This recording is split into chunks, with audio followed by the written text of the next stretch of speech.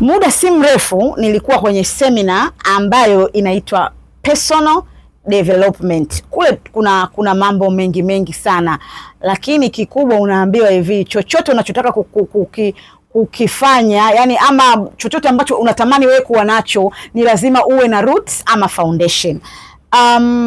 Lakini nilipata chance ya kukumbusha kitu kidogo wa mama, wa dada, mashoga zangu kwamba ukiachana na yote, tuko busy sana, kazi nyingi, stress nyingi, yani maisha yetu kwa ujumla kuna mambo mengi sana, hasa stress. Kwa hiyo mimi nilichowakumbusha kule, niliwaambia jamani mashoga zangu, unapoamua kujipa kadanse, jipe kadanse kweli. Nikisema kadanse sio nisemeje, kuna watu ambao wanaweza wakanielewa na pia unapata chance ya kupendeza, umealikwa sehemu, pendeza shoga yangu nenda kwa wabaluzie. Siku hizi unasema mambo sijui ukialikwa sijui kaalikike, hapana, nenda kule kwa wabaluzie, pendeza to the fullest.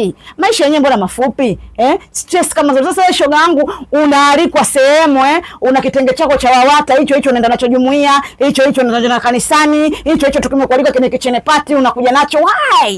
Like why? Shoga yangu, ukipata chance ya kupendeza, pendeza, kwa sababu kule ndio unapoenda kutoa stress. Unacheza, unakutana na watu, unabadilishana mawazo. Yani kuna mambo hivi ambapo kuna mengine yale mabaya unayasahau, kule unakwenda kujipa raha. Kwa hiyo shoga zanguni, pendezeni.